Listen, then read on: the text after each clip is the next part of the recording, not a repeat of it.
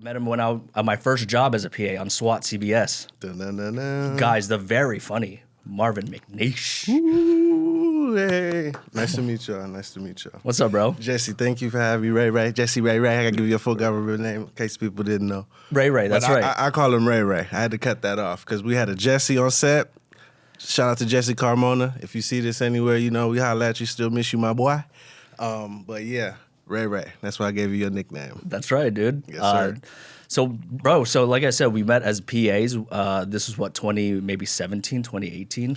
Yeah, first season, it was 2017. August was my first time. You remember the first day we met? You'd have to tell me what episode or what we was doing, then I could tell you. Universal Studios. Yes, I do remember. Was that a Sunday? That was a Sunday, Yeah. We started off at Capitol Records. That was my first Sunday. Yeah. Hey, I ain't gonna hold you. All right. So was that the first time where we was working, right? We had to lock up like Ivar, and then all of a sudden the club let out. All of a sudden these people came out with the COVID mask before COVID. Do you remember that? Wait, no, shit? I don't remember that. Okay, no, that might have not been your, because I only worked a handful of Sundays and it was always on SWAT. No, I remember that one because it was the first time I got to work on Universal Studios because it was like my third day PAing. Okay. Yeah, okay. and then we were wrapping up doing your thing, and all of a sudden you come up to me and you're like, "Yo, you smoke?" And I was like, "Smoke what?" And you gave me the pen. And that was the first time I would do. I hit the pen on set. Yeah. 3 days in. That sounds about right. Hey, well, you know, you got to do it at the end of the day. You know, you got to test people out. But, you know, I feel like, you know, and this is just my honest opinion, and this is just my experience.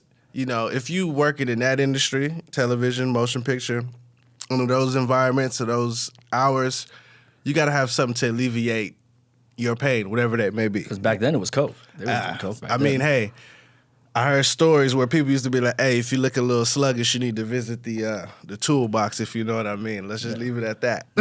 Bro, I heard they used to, in the 80s, they used to spike their shit with acid, and everyone would be tripping on set. You ever heard of those stories? I used to hear a couple of stories. Never heard the acid one, but that wouldn't be surprising because, I mean, just think about what we do now, what we feel is like protocol as far as things we think is good, and a lot of shit that they go back, it was just reckless. It was just kind of like barbaric, but I liked it though because it was kind of like no holds barred. Yeah, exactly. Yeah, exactly. I mean, it still kind of is, right? Like we just don't know what's going on. We don't know what people are doing. Everything is censored, bro, and I ain't even gonna hold you because there's so many different factors. You know what I mean? Yeah. And well, so so everyone knows the backstory. We PA'd up until probably 2021, October 2021, and we both know why. It's because I don't know about you, but I decided not to take the vaccine. Yeah. And the show at the time, we're not going to say the show. Yeah. But they required it. So I knew going into that to October that was going to be my like last show I'd ever work. Hey, you know the coldest piece about that is that I was working on that show, and I didn't get it, and I refused to get it. It's my choice, and I don't even have to discuss whys, but that's just besides it's my choice. Just as they say, a woman should do their thing. That's a whole nother story too. But as a person, as an individual, my body, my choice, my right. That's how I just look at it. You know, that's just my opinion on that particular subject. But the thing about it was just like. It was like some get down, lay down shit. It was like some real gangster shit, the way how they was like, hey, homie, you got to get this shit or else. And I was like, hold up, what? Dude, they would call you. I remember they would pull you aside, bro, and be like, yo, you're taking the vaccine, right? I'll tell remember you like that? this, man. And I think just the statute of limitations might be out because of the duration of time. It was 21, but I can't really discuss. But if there's any lawyers that would like to, you know, pro bono, and I give you a percentage about my case, like no bullshit. If you see this, holla at your boy. I'm in the DMs. I'm sure they're going to tag me in this joint. Well, we do have lawyers who listen to this as well. Yeah, for real. Because the way how they did me wasn't professional. I still continue to work with that company, but I couldn't work under those environments due to that. And it was only one show that I was able to even continue to work. Which I was surprised. When you hit me up asking me if I wanted to work, I was like, what show is allowing us to work right now? It was some part-time shit that turned in 1 day, turned into 2 days, turned like, hey, you want to work 2 weeks? And I was like, hell yeah. And that shit, that's, at least for me. So what was the protocol during that then? Is if they that was the only show that was requiring. They was still taking you would test 3 times a week, but the difference is that it wasn't required mandatory. It was like some real life 50-60 segregation shit. So it was vaccinated and non-vaccinated. No so yeah, way, the people that were vaccinated could eat in one particular area, and the people that weren't vaccinated were eating in a particular other area. So yeah, it was a whole different thing. You couldn't eat anything indoors. It was a lot of different things. Like it was literally some real shit. It was like blacks and white segregation shit. That's the best way to describe it. That's the best without being too wild, graphic. bro. That's the best way to describe it. That's honestly wild, because I never got to see that. I never stayed in it that long. That was the only show that I know that ever did it. I don't know if there was any other shows that. I mean, after that, like I did a show or a movie rather that they just did, reshoots, so they wasn't really sweating it because it was just one day. But yeah, nobody was fucking with me. And thankfully, that show came back for another season. They was like, "Yo, you want to roll?" I was like, "Shit, I ain't got no choice." You know what I mean? So it was a very rough time. But the thing about it is that, at least for me, I learned a lot about myself because I put a lot into this industry. I've been working in this industry for far too long. I'm not ashamed to say it. Like, I got my first job when I was 18. I came back when I was 24, and I shouldn't be a PA. I should be another, higher department. But in that, even just saying that, that's ego. You know what I mean? I learned a lot being in that industry. But I know that even if I was to become an assistant director, even though there's a lot of people that do that, I feel like that would be selling myself short, and it would just be putting myself in golden handcuffs, and then I would just be there. And I know how it is because I'm already here as a PA. And I see the more bullshit that's going to be at the top because, Well, once you get there, too, the day rates of an AD, a union AD, is insane, bro. No, it's insane, but you still got to play that game. You like... I just want to work. Like, if I'm going to act, I'm going to act. Let me act. Let me put me in front of the camera. Then let me do what I do. I don't want to act like I don't like this motherfucker and I got to work with this person for months on end and I want to slap the shit out of you, and I can't, you know what I mean? So it's shit like that, you know what I mean? It's like, to be honest with you, and I liked it. There's a lot of different things about being on set that you can't. It's like it's never Groundhog Day twice. It's like you're always doing different things. Right, like I've worked on shows where we've been far out and they made it look like we were in Colombia or we were in Saudi Arabia. They just know how to manipulate the environment to where I'd be like, damn, people don't even know. They're not even there. They're such and such. And I like the manipulation of that aspect. So that I take to a lot of things. I couldn't stand the long hours anymore, dude. Those hours. That shit just hurt, too bro. Much, man. That shit hurt. Like, all right, bro. I was day playing because I day play now. I don't think I could fully staff on any show since that time. And the only reason why I staffed at that particular time was due to COVID because it was hard to get shows. Yeah. Like, either you had a show or you fucking wasn't working. Yeah. So I was like, fuck, I had to sacrifice. But the shows that I was fortunate to work on was pretty good shows, and they were well ran, and the people were very efficient. So it wasn't that bad working on sets. It was that bad. Well, I mean, we had fun on set too, bro. Like Blackish was probably one of the funnest sets and super chill because they had it down to a Blackish was good. Dude. Blackish was a good one that we worked on. I like that one. SWAT was good, but it was just crazy. Like those long nights at lockup, 3, 4 in the morning when it's raining. For me, and I think that for everyone experiencing television, they might not understand how it goes. So for me, I was working on shows like a multicam that would be similar to like My Wife and Kids, Living Single, Friends. It's you see it a certain way. You never see the fourth wall. You never see the audience. You just see them. You never see the two-dimensional. Yeah, you know what I'm saying? So when you shoot those, when I was working, when I first started, you would only shoot 2 days a week. You would pre-shoot for like a couple scenes like one day, and then you have an audience shoot the next day. And then everything else is prep. You got an audience read through. I mean, you got a network read through, writers read through. So there's things like that you go through, but it's only 2 days you shooting. Man, when you shooting on a single cam anything, half-hour comedy or hour-long drama, homie, you in the trenches, homie. You in there in the gutter, like you in there like every day, homie. Like, and the turnaround for PAs, which I think is so fucked up, that people don't really understand. And it's hey, homie, I ain't gonna hold you, man. When I worked as a PA, I used to call that shit pussy and ass because you used to be constantly getting fucked, bro. That's what it was as a PA. That's what that shit meant to me because it was like, you're getting fucked today. Because we talk about just like the technicalities of it, right? Like that's probably the only position that, I think, but it was when I was working, that's not union.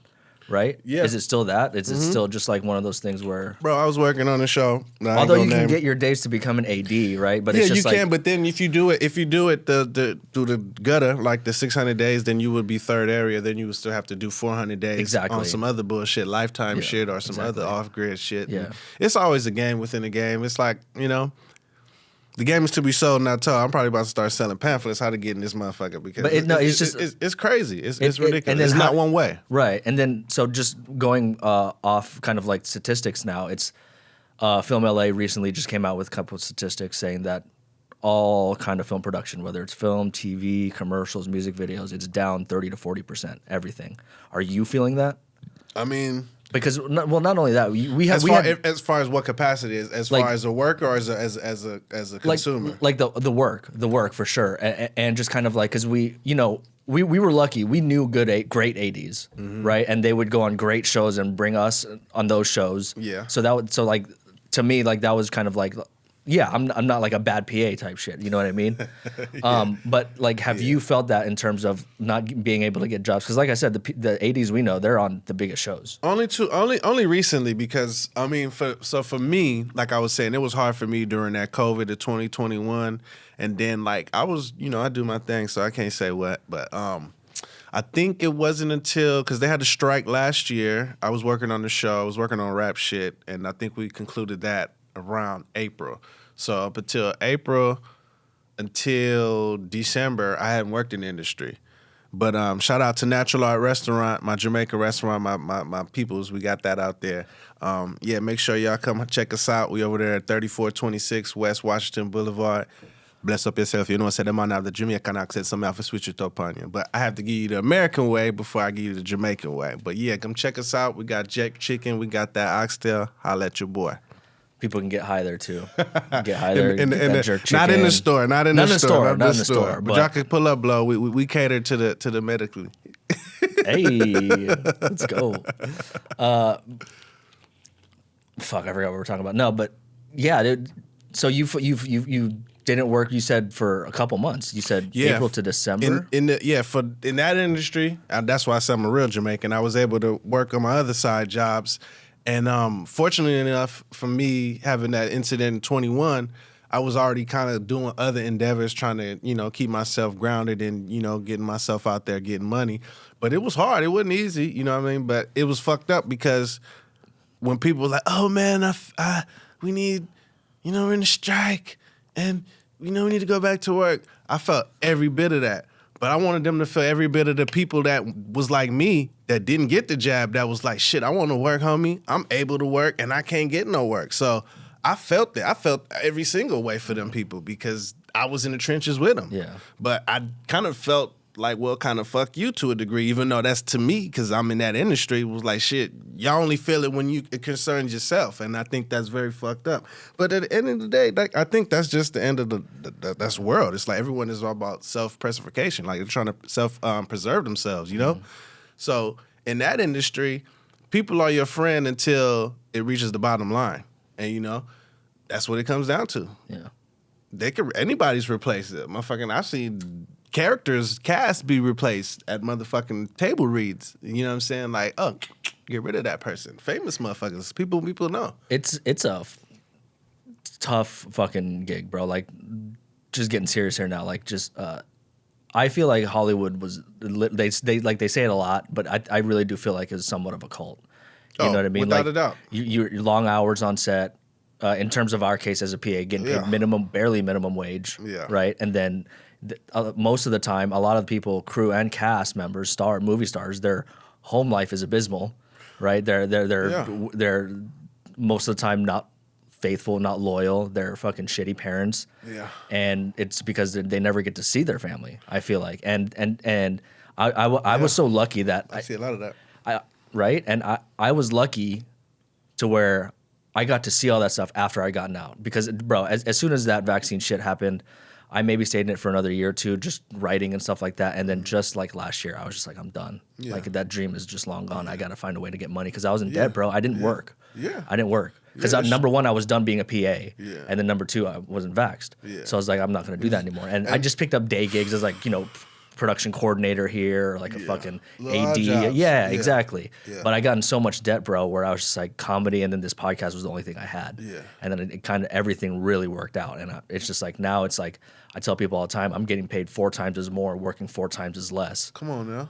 Right? You know what I'm saying? And it's just like, that's the beauty of it though, ain't it? But that's what got me thinking. I was like, dude, it's such a terrible place to be in Hollywood, right? Like just because everyone wants that dream. Because that's what kind of like the transformation that I had. Mm-hmm. I had this dream of becoming that Martin Scorsese of Las Vegas. I wanted to direct. I wanted to write these movies. Wanted to create dope shit that would live on, right? And it's because I feel like looking back on it now in hindsight, because I was thinking that way, I wasn't thinking about everyone else, the people who love me and how I could take care of them. Yeah. Bro, now that I'm making money, I'm ready to start a family. Like, man, bro, it's like that's a beautiful thing, because that's one of the reasons that held me back why I haven't started a family is because of living the quote unquote dream and knowing, at least in my endeavors where I'm at right now, I financially can't handle that burden. I really can't, and I believe that takes a real individual to say whether they can or cannot, because I've seen a lot of failed marriages due to work. You know what I mean? Because of the dream. Yeah. And because of the dream. Yeah. And I see it now. Dude, even going into, not even talking about film anymore, doing stand-up comedy, bro. Like, it is a sad world in the stand-up comedy, bro. Yeah. You know, like, guys are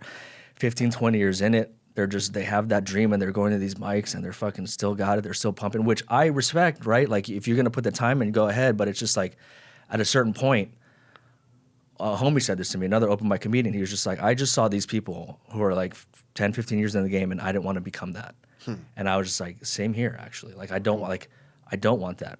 Crazy enough, when I first got this job, one of the owners, he's a stand-up comedian. Mm-hmm. He fucking asked me, he's like, hey, like, you're 34, you just started comedy. He's like, you want my advice? I was like, yeah, absolutely, dude. He goes, quit. He was like, quit, go fuck it. There's no money. It's going to take you forever to fucking make it. You know what I mean? Just go out and get a job, make money.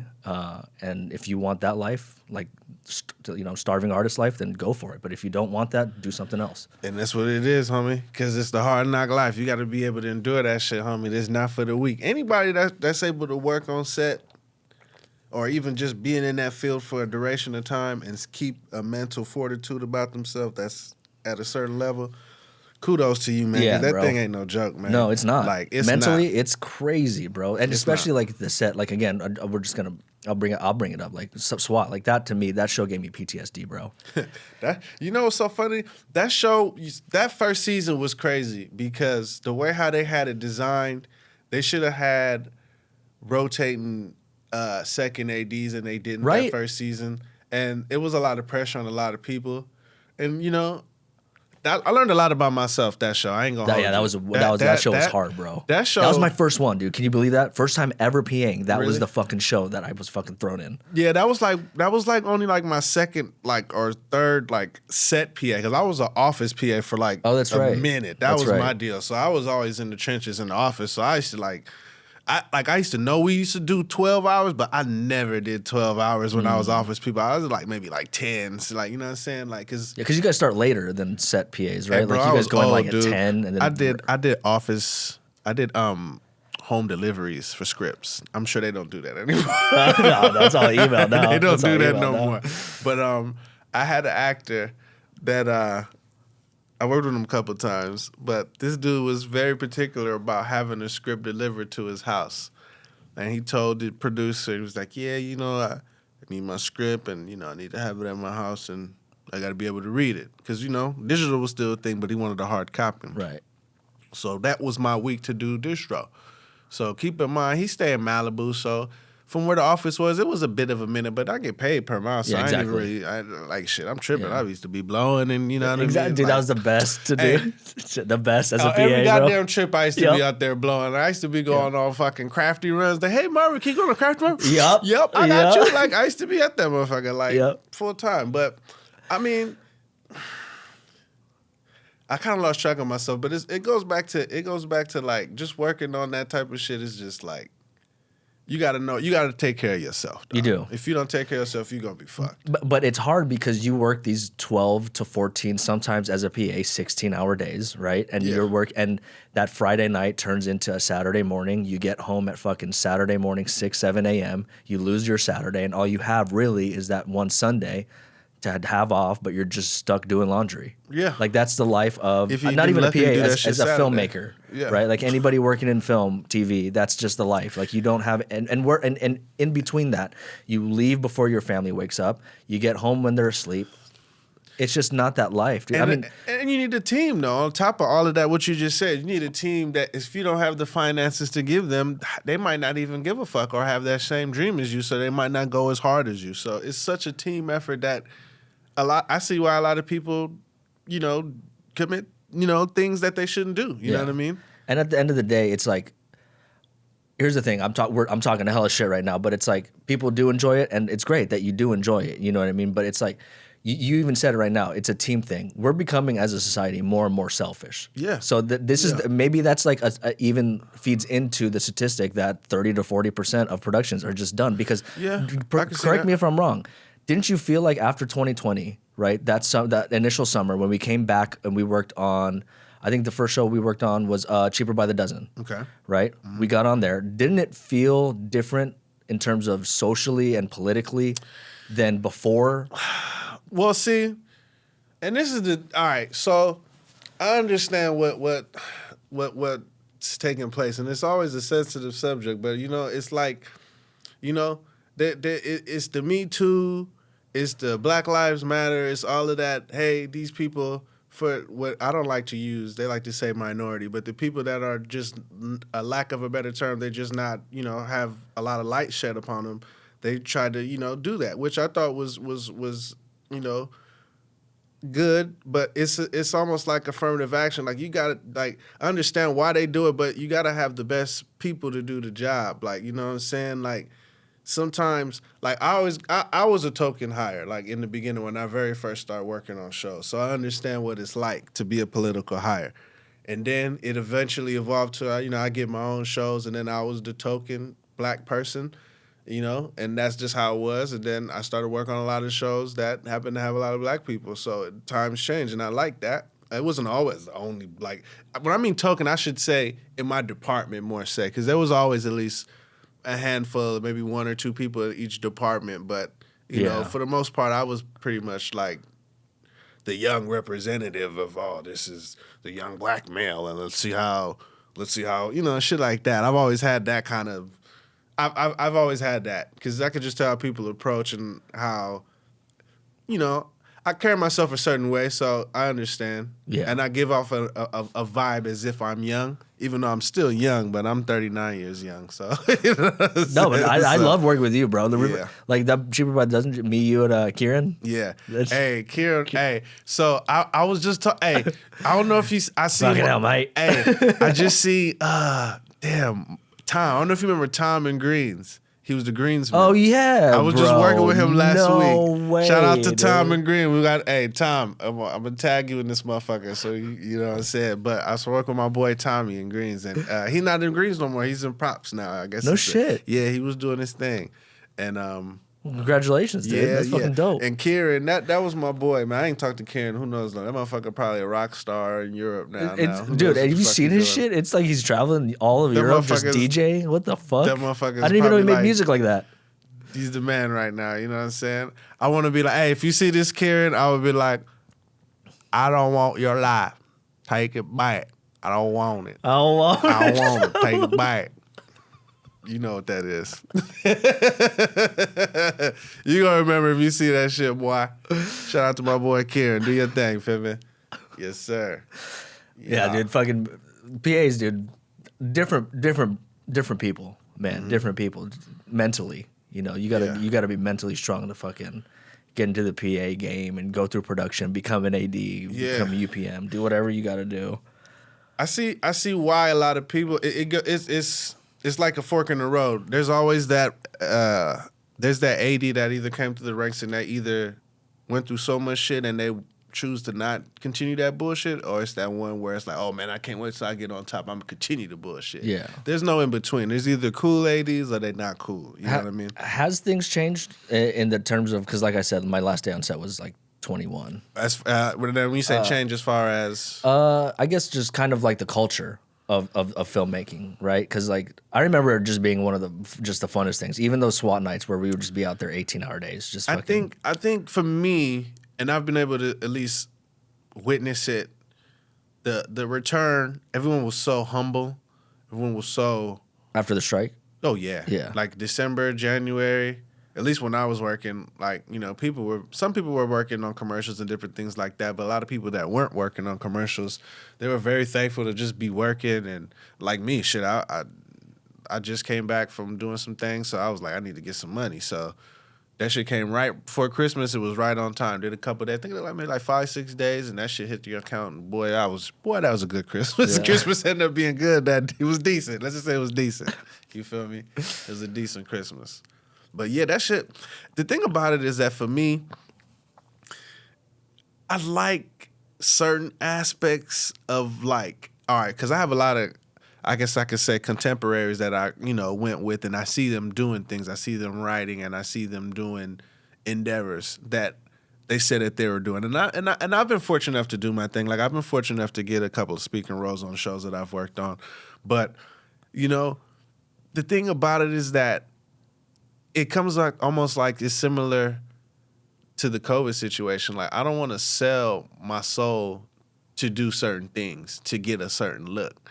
And what I mean by that is, like, I look at the roles that they have for African Americans such as myself, and I understand the climate, but it's almost like it's the thug or it's the gangster or it's certain, like the player. It's like there's certain aspects that I understand, but it's like, you know, there's some Willie the Wimps. There's a book that I used to read. There's a chimp called Willie the Wimp. There's some sucker ass Willie the Wimps ass motherfuckers out there. So it's like we're not always like that. And not just black people, just people in general. You know what I mean? So it's kind of. So you would want to see more stories like Willie the Wimps. I would just like to see like right now everything is just. I think everything is more like demasculated. You know what I mean? Like everything is like. I mean, I can guarantee in every movie that you watch, there has to be something to do with some. And there's nothing wrong with people being gay, but there's some kind of homosexuality. Well, a lot of shit now. You know what I mean? Right? And it's like a lot of shit.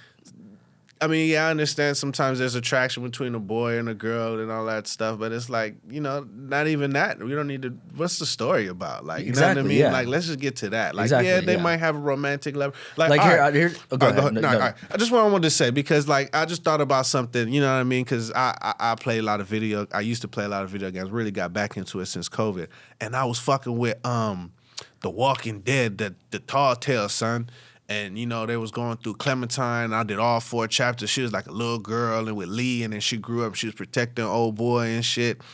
And it's like they had like a comic book that I was reading about. And it was like, oh, comic, like after what happened in the story in the video game. And it's like, oh, Clementine's back. And the way, whatever that transpired, so no spoiler alert, she ended up saving a little boy named AJ and shit, and she ended up giving him a little home, yada, yada. And she wanted to build with him forever and all that shit. Anyway, in the comic book, they have some, you know, writers that they just want to switch it up. You know what I mean? Clementine could be heterosexual, she could be gay, but she leaves this boy that she risked her life for since he wasn't even born to what he is now, leaves him just to become out in the world, and then now she's just gay and she just leaves. It's just stupid storytelling. Yeah. Like, yeah, she probably could have left him, but then she left him and he's gay, and it's like it's just like it's unnecessary storytelling. Right, and going back to that, one of my favorite movies, by the way, is Moonlight.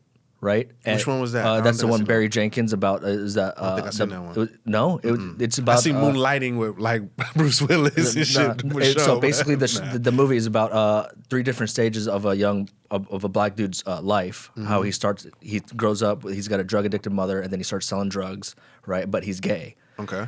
And it takes place in Florida in the hood. But to me, like the storyline of him being gay, the reason why I don't know, it's like what you're saying. It's just not forced, right? Like him being gay wasn't forced. Mm-hmm. It was just a story that took place in the hood when he was just different to compare to other people that, you know, like the thug, mm-hmm. right? And he kept that image but still had those feelings for another man. Yeah. You know what I mean? But like, it's one of those things where it wasn't forced whatsoever. It won the Oscars like in 2016, I think. I'll have to check it out. Yeah. I know which one. That's the one where they called the wrong name. I think that was that one. Yeah. With La La Land, and then it was Moonlight. It was like, no, for real. Yeah. I know what you're talking about. So that movie, even though there's it's a gay story, dude, it fits the movie because it's just, the story is about being out of place, right? Like the gay dude being in the hood, trying to keep this image of what's masculine. Yeah. Right. And I don't know, like it's just going to your point where that you just don't have to force those type of things. Yeah, I don't think it's mandatory. Like if the person just happens to be gay, that's okay. You don't have. It's like they just glorify. And even just like in player movies, you don't have to like overdo the sex scenes. Like sometimes they do a little bit too much. It's like ass and it's like, they go crazy. You just make a fucking porno if you're gonna do that shit. Like don't do no soft porn shit. Because it's awkward on set, right? Forgive me if I'm wrong. Homie, I worked on some shows where it was a closed set, homie. Oh, like that. It was a closed set, and if you know some people, you get to see behind the curtain closed set. So I'll just say that. I ain't gonna say what show. But I seen some things. I was like, shit, boy. Yeah. I want one of them scenes. Let's just say that. But man. Those things look action-packed. Like, it look, there's a lot of things that's happening in those scenes, yeah. I think it's cool to have those, though. But I just think it's a way about doing it. I think there's for instance, there's always a way to manipulate the camera, but when they just be overzealous, it's like, okay, I need you to do it again, and it's like, come on, like, it's a bit much.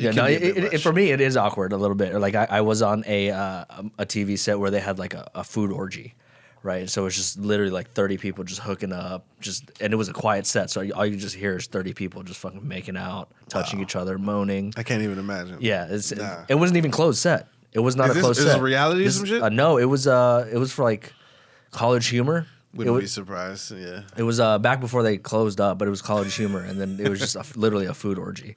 Yeah. Yeah. Wild shit. Yeah, I mean, it's a wild world we living in right now. People, some crazy shit. I've read some stories and seen some shit, and yeah, people do some things. Let's just say that. Yeah.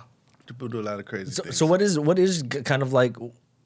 What's the plan right now? Like we were talking outside, maybe. Man, I ain't even gonna hold you. Like right now, I'm looking into getting a trade. Like right now, it's HVAC, but HVAC and electrician. Right now, I'm getting ready to do this HVAC school. I think it starts in November. I just take orientation actually today, but I'm still day playing in between them because these motherfucking bills don't stop. Yeah, exactly. So, I think that with everything that's going on right now, and this is what hit me. It's crazy. I was working on the set last year, right, and it's a YouTuber. I know him. I forgot. He be doing a gang of shit. I forgot his name.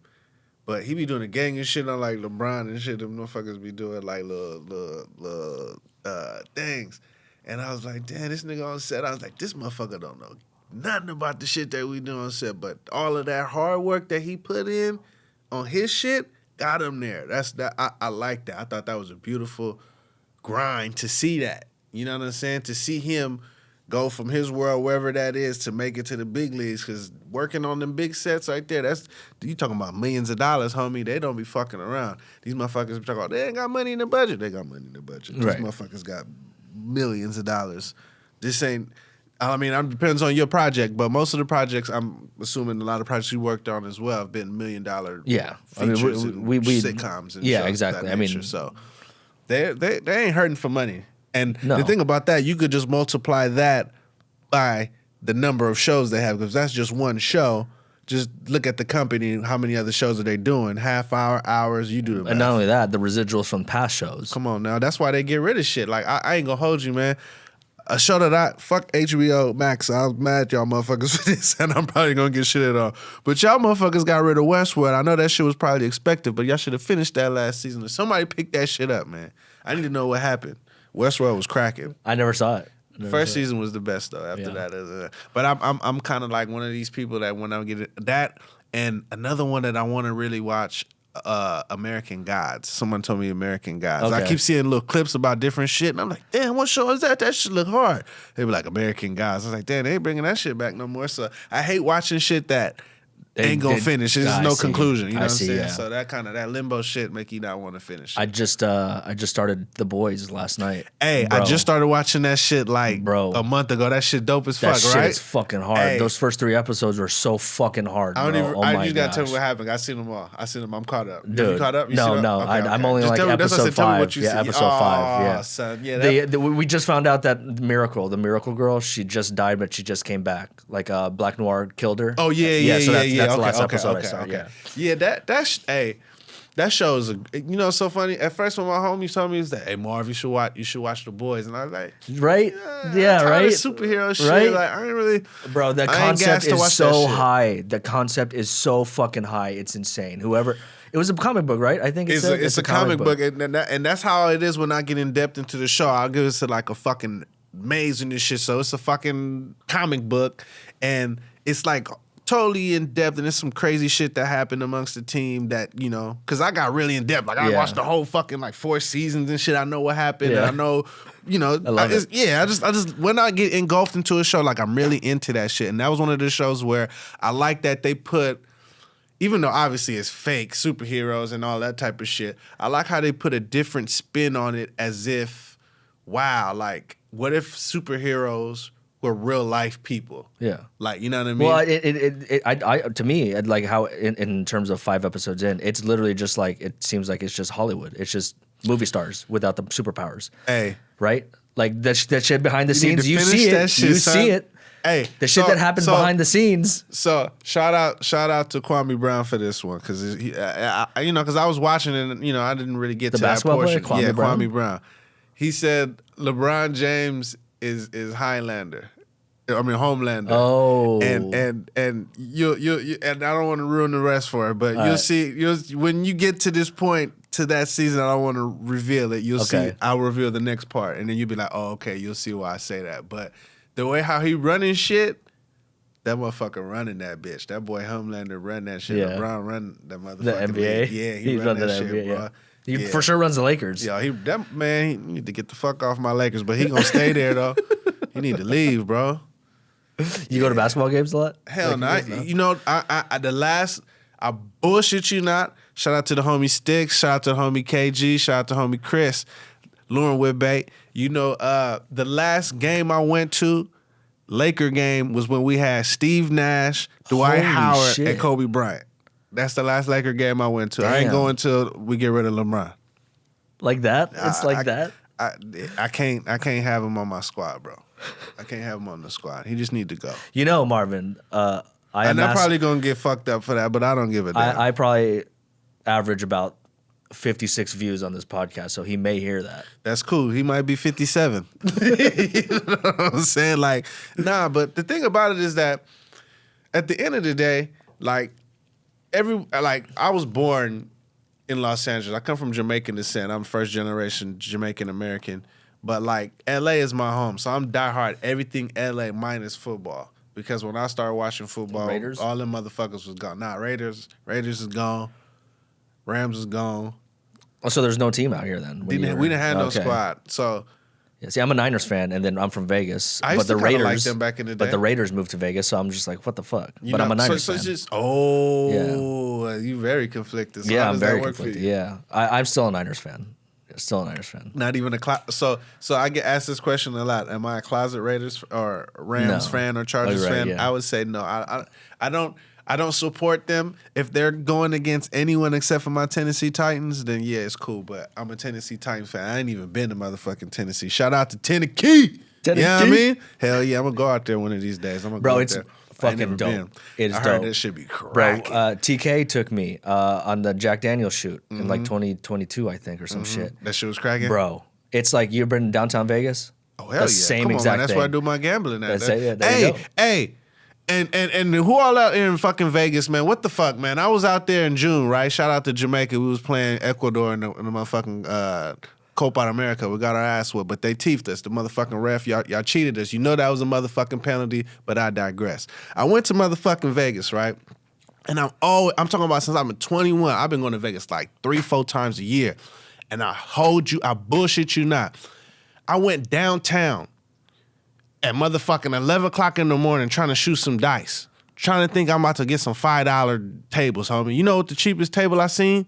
$15, bro. Downtown? At the motherfucking downtown strip, Which bro. one? Which one? Which casino? Old school downtown, motherfucking I know, but which like casino? Fremont. What casino? Motherfucking Fremont. Not Fremont. Well, I don't know if it's Fremont. The D. The D? The Oh, D. you can't go to the D. You gotta Nigga, go I to went like... to all them motherfuckers. I For went to real? motherfucking 15? D. I went to Fremont, motherfucking Four Queens. All the motherfuckers was $15, homie. I had to Google this shit. The motherfucker said Ellis Island. Shout out to Ellis Island if you're ever in Vegas. If you want to shoot $5, go to Ellis Island Monday through fucking Friday. You shoot your $5 fucking craps. Man, I was so upset, bro. That's the only reason why I used to go to Vegas I guess you can call me a degenerate, but I used to love motherfucking shooting dice. That was like my one passion. Ain't nothing like shooting dice. You ever seen that shit like Dave Chappelle with him? Yeah. Like that's what it really be like. But it's like it's even better because like you ain't even got to touch the dice. You can touch the dice and then you can kind of just feel. It's a beautiful game, man. I love. I don't understand. I don't know how to play dice. What you mean you don't know how to shoot dice? I don't know how to shoot dice. What are you talking about, bro? You never learned? No, I never learned. Fuck. You gonna teach you how to shoot dice? We're gonna go to West Washington Boulevard, get some fucking Caribbean jerk chicken. You're gonna smoke a blunt. Or you can put some GABA on that motherfucker. Man, we could have did that. And you know, so funny. I had bought some fucking dice from Vegas, and I was gonna bring the motherfuckers, and I don't know. I just didn't. Damn. It's oh man. But see, the thing I have an addictive personality. Once I like something, I go hard in it. I get you. And I guess for me, I used to love sports. I don't really get to play sports anymore due to work, and I don't want to fuck myself up. 100%. Getting injured. It's like gambling kind of fills that action pace kind of void. You know what I mean? Mm-hmm. Where it's like you got something on the line. Obviously, you're not gonna live your life savings on it, but a little shit, nice to win a couple $100, $500, a little rack here, 2 racks here, a little simple shit, So shit like that, That's why I latch on to sports and gambling. I had a big sports gambling, sports betting, betting. Yeah, that's where my addiction was. Oh yeah, I was just too much. I would bet on innings, pitcher, right? Oh yeah, that's what I do. No. See, no, I do first innings. I don't do first innings. I do first innings in games. On anything, bro. Who gets the first fucking hit? I don't do the first 5. I don't do none of that shit.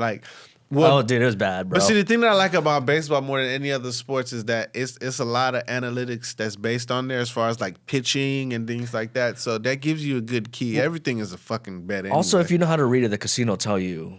Oh yeah, they'll tell you what they think is. They tell you, dude, every time. And then even what do they call it, where you can do in-game bets or whatever, no. So we can't fucking gamble, but we can cut our kids' dicks off. What the fuck? In California, this fucking liberal motherfucker. I know, bro. Speaking of which, you follow me on Instagram, so you see my craziest shit. Yeah. Well, I want to hear, what do you think, especially coming from both of us meeting in liberal Hollywood to me kind of going red pill a little bit. Mm-hmm. You're obviously still here, so you obviously don't care. But I've had homies who fucking stop fucking with me because of that shit. Oh, really? You know what I mean? Yeah. Well, I mean, the thing about it is that politics is just tricks. It's just, it's a magician act. You know what I mean? I don't believe in this side or the other side. I just try to talk about what individual aspects are they talking about, and I can tell you who I choose on that individual topic because it fluctuates like the wind. I could agree with you on this and disagree with you on that. So I think that, and I'm not even really deep into political science because I'm fucked up. But I think one of those, I don't know if it's for lack of a better term, I think they call it the bicameral system where you have 2 selections. You got the Democrats and the Republicans. Right. I think that's what's fucking us up is that they have that, but sometimes you should just be about the particular topics, and I think that's what's getting lost, that sometimes people will go with their parties just for favors down the line instead of going with the actual topics that they feel is going to help their people. Mm-hmm. You know what I mean? I feel like a lot of people who are not Americans, non-American people, they always kind of say that's one thing. That's one of the bigger, I guess, sore eye in terms of our politics is that it's just a 2-party politics where a lot of people around the world have 7 different parties. You know what I mean? I didn't even know that shit. Yeah, but said 7. But see, they fuck us up in America. They did. Look our fucking our system, inches and shit. They use meters and shit and different kilometers. I always gotta ask my girl because she's European, so I gotta be like, what? How many feet is that? How many yard? You know what I mean? Man, shout out to my cousin Aaron. My cousin Aaron from London. He showed me about all that shit. 3 meters. Was that 3 meters? A foot, right? Yeah. No. 1 meter is 3 feet. 1 meter is 3 feet? I think that's about right. So it's like a yard. Some shit like that. So a meter's a yard. Yeah. I don't know about the yard shit. I just know 3 feet is a meter or some shit like I might even be fucking spazzing out on that, but I think something around those lines or something like that. So that's interesting, actually, that you said that and you even claimed that you aren't really the brightest in terms of political science and politics and stuff like that. But yet, what you had said was something that I had figured out after I kind of went crazy online doing the whole red pill thing. You know what I mean? Like, because to be honest with you, I think we're getting played. Oh, I think both sides, and I think. All right. Everything is like so fucked up in this place. Is that you can't just call out shit that you see it. Like, you know what I'm saying? And I'm Jamaican, so, you know, Kamala Harris is supposed to be Jamaican due to her dad. I think her dad is like I don't know. I Jamaican. thought she was Indian, bro. That's what apparently she's Indian, but no, apparently her dad is Jamaican. I don't know, whatever. That's what I'm hearing. And it's like, you know, she had something the other day where she was on... I don't know. I think she just said. I think they just said that she was going to be running for officially president. Yeah, that was a couple of days. Yeah, and she had Megan Thee Stallion perform, and it was Atlanta. like, and it's like, how does that? Like, you gotta have like, just like singers or somebody that's gonna have some uplifting stuff that's gonna like that twerking shit like. What the fuck is that gonna do? Like, yeah. How is that saving? Like, fucking, what the fuck? Like, yeah. you know what I'm saying? Like, you twerking in blue and shit. Like, you know what I'm saying? Like, what the fuck? Like, come on, son. Like, I love Megan Thee Stallion. Like, shout out Megan. Ain't got nothing against you, boo. But it's got no place in politics. You know? Nah, it hasn't. Nah, and I think that, like, you know, you got to understand. It's just like you got to understand the room. It's like, why didn't she play Wet Ass Pussy? Why didn't she perform that song? Why? Because it wasn't appropriate. Yeah. Just like it wasn't appropriate for her to be here. And that's just my opinion. But then on the other side of the spectrum, right? Like, you have Kamala doing these things, and then you have Donald Trump, where seemingly, if he were to just act fucking normal, he would be a stronger candidate. But he's acting like a fucking asshole. Trump is on some shit where his shit is like some reality TV shit. Yeah, like you can't even believe half the shit this motherfucker be saying. It's funny, don't get me wrong. If he was not a president, right? If he wasn't doing the pro president thing and like he was just fucking being an influencer and talking the shit, hilarious. Be the funniest dude influencer ever. But because he's president, it's kind of like you're kind of like almost degrading, right? Like you're kind of just tarnishing that position, because it's like I said, going up against Kamala, you have it, dude. Just act normal. Yeah. Don't be a fucking retard. But that's why I think it's you know, it's so funny, and I'm vaguely forgetting a lot of this fucking movie because I haven't seen it in such a long time ago. But I remember seeing it again. It's just like that movie Idiocracy. Oh my gosh, bro. It's just like that fucking movie Idiocracy, bro. Like, I ain't seen this shit in so long, bro. But the thing about it is that I just remember this shit just being so, like, if anybody has ever seen Idiocracy, please just take an hour and a half, 2 hours of your day and watch Idiocracy. Look into the future or where we're at right now. And I don't even know the time step, but that was early 2000s. I don't even think I was out of high school. Maybe. Bro, 2006, I think. Oh, so I was out of high school. 2005, maybe. Yeah. So, yeah, I was probably fresh out of high school. But I remember that shit. I was like, this shit ain't. But how crazy was it? Seeing it back then, or I don't know how early you saw it, but it was just like, holy crap, like, could that really happen? And now we're in it, bro. We're in it right now. We're in it. It is insane how I mean, I don't know if you know this, but the California grading system, to pass, you can get, I think it's like a 39 now to be able to pass. That's like, it's a 39 Man, the California and under. System is full of shit, bro. I stopped doing my homework in elementary. You what? I stopped doing my homework in elementary. In California. Yeah. I used to do homework as much as I see or needed fit. Like, I was the typical, hey, just get over a C, like 2.5, 2.3, sometimes not even get a 2.0. One year I used to play tennis, shout out Dorsey High School. I used to play tennis. And one year I didn't make the grade because I fucked up in the beginning and I didn't have a 2.0. That was the only time I fucked up. But every year after that, I always had 2 point something. But never 3. But that C average that we were used to getting, where it was like you got to score 70 to 79%, has now dwindled to that's F. 50. When you say it's 50. No, 50 is F. So if you say 39, that's motherfucker. You just need to attend. Yeah, and that's the only thing that's the only thing they ever gave a fuck about anyway. When you left or you didn't go to school, they didn't give a fuck about what happened or what happened in between. They just said, hey, where's your motherfucking load? Where's your absence note? And then I always remember this phrase, to whom it may concern. My mom used to always write that shit. To whom it may concern. Marvin was absent due to, and she just make up whatever bullshit that happened. To whom it may concern. Use that. I still use it. I'll never forget that fucking phrase. I use that to everybody. To whom it may concern. I love it. You know what I mean, motherfucker? You just drop it on a motherfucker. So yeah, you know, they don't give a fuck about kids. It's a cattle call. They just want to pimp. And the thing about it is that the amount of stuff that's going on in the world, and it's designed that way. Yeah, it's they designed for workers. They don't want people to think outside of the box. And I think that in anything in life, and this goes on to politics, this goes on to religion, anything in the world should be able to withstand questioning. 100%. Regardless of what it is. If you can't stand on no kind of merit or no kind of truth or anything, any kind of conviction, then what the fuck is it? You know what I mean? And that's just me. So I think people should be questioning everything. So talking about what you just said, do you see a lot of kind of like the kid shit still in the Hollywood? Because you say that one more time. You have to see a lot of what? You said you kind of alluded to the fact that we're kind of teaching these kids kind of, I wouldn't say the wrong things because they're not wrong, but just like, you know, pumping the ideology, the kind of like the woke ideology of the LGBTQ and stuff like that towards kids. You kind of alluded to that, right? Yeah. Like you just said. Yeah. Are you seeing that still kind of like perpetuated in Hollywood? I mean, it's not even just Hollywood. It's just in the world now. I mean, I think that everything is just hypersexualized, even if it's hetero or homosexual. I think that everything is just over-sexualized. Like, I mean, the thing about it is that at the end of the day, it's always about selling. And what is the cost? What are you willing to go? You know what I mean?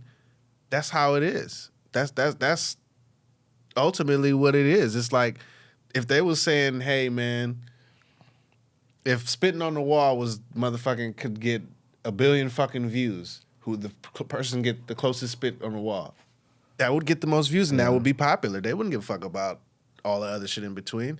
It's all about what generates money, and sexuality is something that is a big pusher right now. You know what I mean? People identify as a gender, sometimes they don't. You know what I mean? That was the thing with me, and I didn't have any problems with people like that. But it can be difficult because you want to come from a place of understanding when you coming in work, and some person doesn't believe that they are what they are assigned genetically. They might not feel they're a male or a female. That's totally their deal.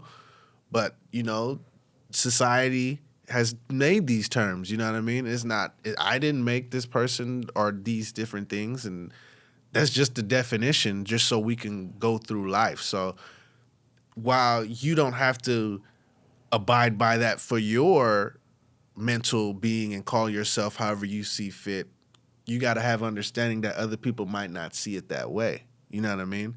So I think that people should just have a conversation. Like I said, everything should be able to withstand question. Why do you feel this way? Oh, I feel this way because of X, Y, Z. And that should open up dialogue. You know what I mean? People are afraid to have dialogue.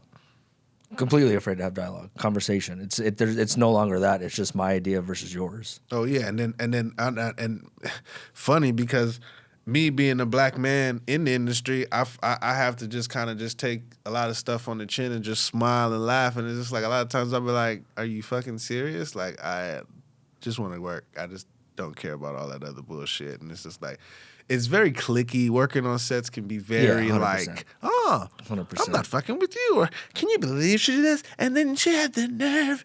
And then you can't believe he came there. And then I had to tell him. I'm like, bro, like, is this fucking soap opera, bro? It's like a show within a show. And it's wild because it seems like all the PAs are just like, well, I don't care. Like, our jobs are so fucking hard. We're not getting paid shit. We're just like, I don't fucking care. Like, just let's get this day over with. I think that's why I smoke so much. Like, I always smoke weed, but I like. Remember Cheaper by the Dozen? We've been getting high by the fucking camera truck. Hey, I ain't gonna hold you. That was the first set where I actually smoked. Like we were smoking, bro. Like the set was Mario was bringing out edibles. Shout out to the homie Mario. I don't know what the fuck you doing, Mario. I know your ass smoking somewhere. Hit that shit one time for your boy. That motherfucker. I'm actually about to have him. I'm going to have him on. You should. Because again, I wanted to kind of talk about Hollywood horror stories, even though we didn't really do it here. Yeah. You know, but maybe I'm just trying to find my feet. But no, it's just I don't know. I know he has a story. He's got stories. That boy got a story too, and he'd be hilarious on a podcast. Yeah, bro. That's. I think that would be right up his avenue because that's something that I think that if he just becomes himself and just does that, I think that'll be something that'll be good for him. I agree. Yeah. It's wild, bro. Seeing like, because I don't know anybody where we were PAing with who are like in terms. Well, actually, I haven't really been following people in Hollywood. I mean, people that we met. It's all right. So it's like and you gotta have a life of yourself without that world, and that world is a lot of, hey, what does this person think of me? That's why there are people on Instagram. Like, I remember I was in Jamaica, homie. I didn't have my phone for like one day, and that one day was just like, wow. It's nice, huh? Bro. I did that shit yesterday. Bro. Went to the beach. It felt kind of weird because I was like, damn, I felt naked. Like, what the fuck? Bro, nice. And I was like, oh yeah, I remember I left my shit. Yeah. Like, I left it on purpose, but it was just like, you know what I mean? Yeah, that freedom. It's like, yeah, you don't know the time unless you gotta watch, but you know what I mean? You just vibing. You just whatever the day takes you, you just vibing. You know what I mean? That's like, man, I need to make some more money so I can go back to Jamaica, bro. Well, yeah. So let's talk about that. Are you gonna be in America? Are you gonna stay in America? I mean, I ain't got no choice. I'm a citizen. They can't get rid of y'all motherfuckers. Can't kick me out. Fuck y'all. Nah, but my father has some property out there, so I would like to spend time out there. Financially, if I could, that would be ideal because I mean, the rat race here in America, everyone's doggy played dog, out, man. bro. It's played out. It's tough, man. It's played out. It's tough. It's played. LA's played out. I know for at least a year and a half, I won't be here anymore. I won't be here in LA. In just California or just America? California, LA. Yeah. I'll probably just go elsewhere. Yeah. No wrong with that, man. Yeah. You gotta like know I said, I want to start a family. You gotta know I want to start a family. And that's the beautiful thing when you recognize that and it's just like, yo, you know when it's time. It's a beautiful thing, but me and my girl are stressed out because it's like, bro, we've been out here for almost 9-10 years, you know what I mean? And it's like we've built. Does she work in the industry? She started working in TV shows and stuff like that, but then COVID hit, and then she started doing music videos. So at least she has an idea of what the beast is like. Yeah, but now she's doing touring, bro. She's been doing Rolling Loud, That's even worse. Coachella. That's even worse, I'm sure. Not even. No, not even. Really? Bro, not even. Ooh. Not even at all. I thought the travel would be hard. She don't travel much. It's just, she works at this warehouse. She's got like a business partner down south in Paramount. Not the studio, but like down south. But yeah, dude, it's just design, fabrications. And then today she just did that Tommy Richmond dude for Jimmy Kimmel. Okay. So she did that. Fucking got done at like 3. Come on now. Right? Bro, it's wild like how it's again just going back to it, how much we wanted the dream and then we realized the dream was just it's bullshit. It was hollow. Right? My thing is that if it takes something from you, from who you are as an individual to get that, was it really worth it? And it takes away a lot from people, bro. It does. Bro, hey, I bullshit you now, Ray. If you would have told Marvin at 18, 21 years old, I'll be 39 with no kids, I'd be like, get the fuck out of here. Not even a mistake. Not even a mistake. Hey, I thought I had a couple of them motherfuckers. I ain't gonna hold you. I thought I had one, but nah, that ain't mine. That one ain't mine. But yeah, bro, like that shit take a lot out of you. And I'm a person that I love kids, homie. I love kids. I think that being a parent is one of the absolutely best jobs you will have as a person. But you got to be able to be not only mentally there, you got to be able to be monetarily there. Because it ain't just all money and it ain't always mental. But you got to be there with the kids. The kids got to see you. Especially nowadays, bro, with all this shit going on in the world, man. You got to be in the kid's life, homie. I'm coming from an environment where I was in a single-parent home. You know what I mean? And lucky, I had one that gave a fuck about me, you know, that they was able to pour enough love into me that I could be able to see my surroundings and understand what's important to me. Right. And family is something that is invaluable, bro. You can't put a price on that, man. When you find people that's in your corner that fuck with you and they really fuck with you just because of you, come on, bro. It's nothing more powerful than that, dude. Hell no, dog. And it's wild too how like people again in the industry, or not all of them obviously, but there are people in the industry where they're like, I don't want kids, I just want to work, all this stuff, dude. It's lonely. A lot of people like that. It's gonna be a lonely life, dude. Like they you're gonna dogs have and cats and shit. And yeah, which isn't bad if that's what you want for sure. But it's like that ain't gonna last long. Yeah, dude. That ain't gonna last long. Yeah, bro. And it's just sad. Too. It's just sad. Like I don't know. I feel like people like that are taking something away from themselves and they don't even know it. Right 100%. until it's too late. Till it's like they got to be put in a home, and then their pet has to be put in a fucking shelter because the home doesn't allow their pet any pets. Yeah, you know what I mean. Like I've seen it. It's a slippery slope. My mom does it and works with old folks. You know what I mean. There's instances where no one has family, and it's a lonely fucking life, dude. I'm telling you, it's sad. And the thing about it is that some people don't even fucking like animals. You know, what True. I'm saying? So there's it's. I don't know, man. This. You can't be no punk bitch in this motherfucker, but you gonna be off a little. Like, cause I know I'm off a little bit. Like, you know what I mean? I got all my shit together, but I gotta be some kind of fucking psycho to continue to go back into this industry where I know they be doing bullshit. Yeah. It's cause I get to talk my shit too, and I get to do some things, but like sometimes it'd be some places where like you be like, bro, I'd rather not be doing this shit right now, dog. And you just be in the trenches, just like, fuck it, I'm here. But it don't always be like that. Just 1 or 2 times. No, yeah.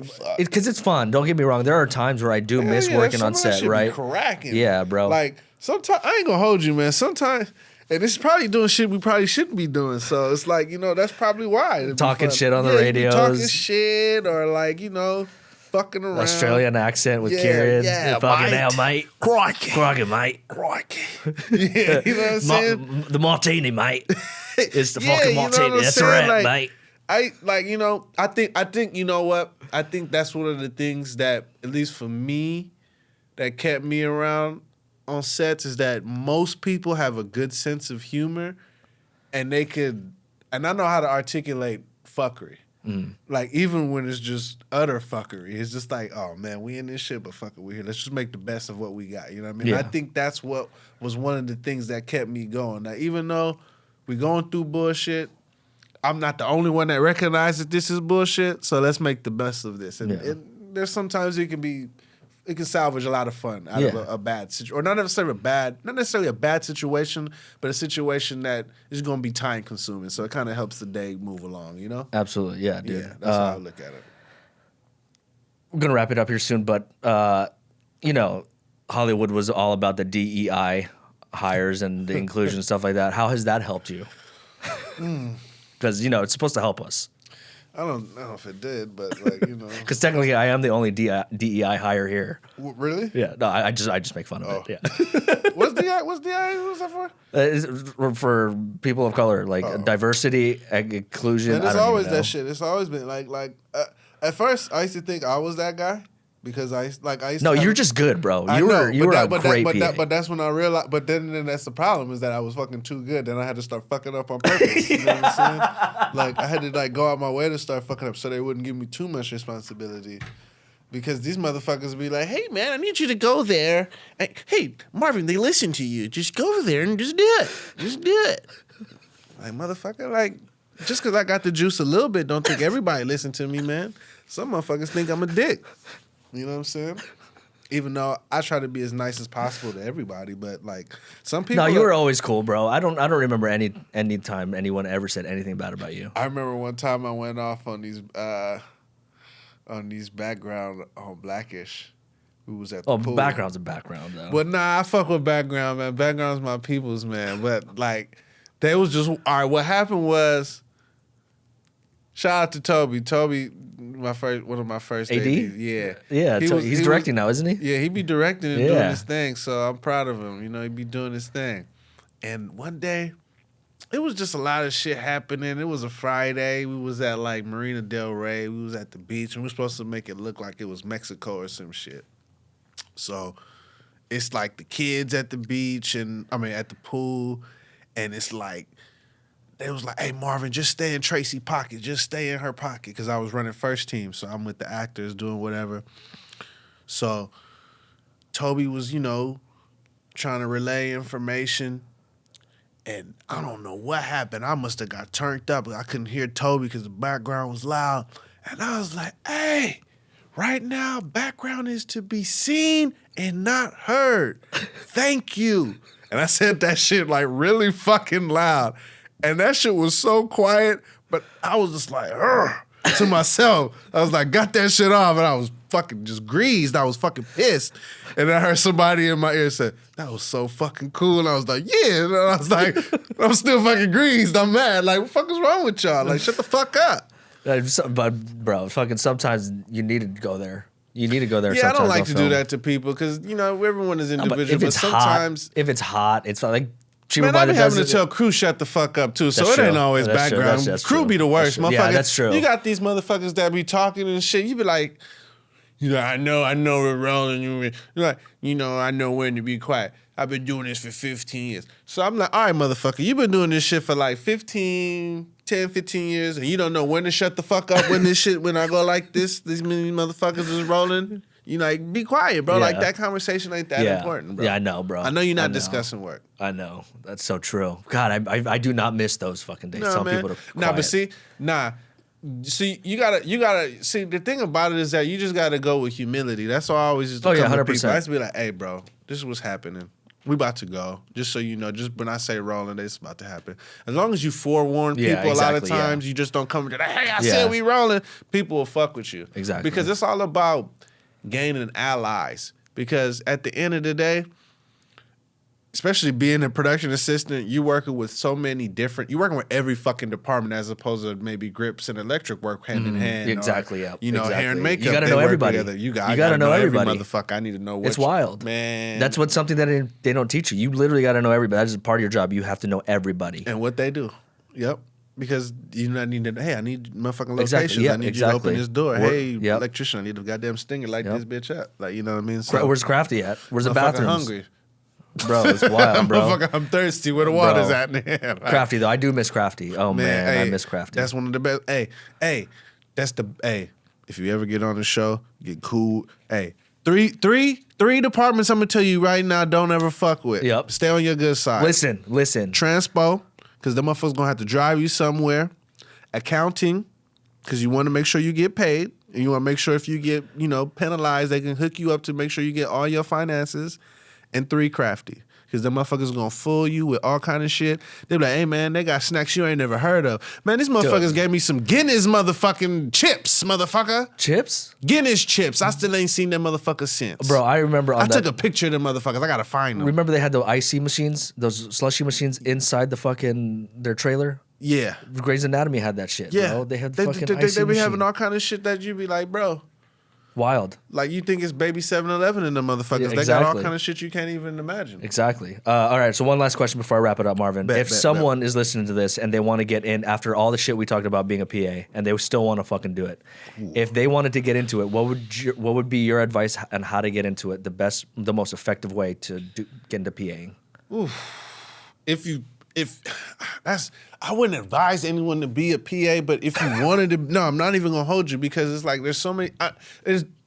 If you wanted to be a PA to do other endeavors like assistant direct, I would say, I think you can hit up the DGA.org, the DGA.org.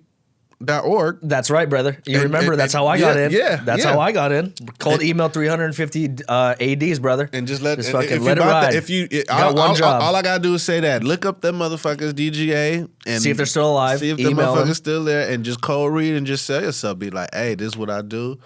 I'm trying to get down in that. This is fuck with me. I'm trying to do it. And then you gonna get 1 out of 300 because motherfuckers is thirsty. It's a numbers game. And people gonna want people like new blood. I remember the first time. Shout out to Ellie Smith. Ellie Smith, you my girl. I love you. I hope you're doing well. One of my first ADs. I worked with her. All right, so remember I was telling you I was an office PA. I'm gonna say it real quick. Mm-hmm. I was working an office PA. It was one of my last shows as office PA. She came in, or she called, and she couldn't get her resume done. Anyway, I said, hey, just, send it to me. I printed out her resume. By the time she came in, She did her interview. She ended up getting the job, but I ended up leaving that show early because it was a pilot. Anyway, fast forward, maybe later on that year, I get a call from Ellie, and she's like, "Hey, I want you to do this show with me." And and my bad, Ellie, forgive me for this. I didn't even return her call. I felt so shitty. But she called me back, and I love you forever, Ellie, because she called me back and she gave me the job. And ever since then, I was an office PA. That was the end of 2016. End of like November, December 2016, turning into 2017. I've been working off and on ever since. Yeah. Yeah. So you just basically just find that one AD that'll take care of you. Because that TK, that's what it was for me. TK. She gave me one show. She gave me my first show. Yeah. She hit me up. First day on set. Delaney said, he was like, Yeah. "Tell TK when you get to the trailer that I want you back." Yeah. And then I fucking came back, and Yeah. TK took me on every single show, Marvel Yeah. shows, Blackish. Yeah. Fucking That's the good. biggest ones. That's dude. how you do it, man. Yeah, that's how and it the is. thing about it is that after a while, people start taking notice. Just like Yep, Bill and then did. other ADs will pick you I up. want to fuck with you. And that's the thing about it. If you do your work, people gonna notice. So the thing is, how bad do you want it? Because they're gonna put you at a plateau. They're gonna reach you at a ceiling to where it's like, all right, motherfucker, this is it. Now you want to get these golden handcuffs and get this shit, or you want to really do what the fuck you want to do and put your gamble on? And do you think you believe in yourself? Yeah. So that's where the reasoning becomes. Do you want to just say, fuck it, I'm just going to fall on my sword and just stay where I'm at, or I'm going to gamble and say, fuck it, I'm going to bet the house money on myself, win or lose? Guys, because I'm from Las Vegas, you never want to gamble. Clearly, I gambled on myself and it did not work out. That's a perfect example. Guys, Marvin McNeish, thank you so much for coming on today. Yeah, thank you for having me. The only man. two people Appreciate in you, Hollywood that the DEI did not affect. Yeah. I got exiled from Hollywood for that. Mhm. But, hey, brother, I appreciate you for coming on, bro. Yeah, man. Thank you, everyone, for listening and watching. All right, Bang, bro. bang. Later.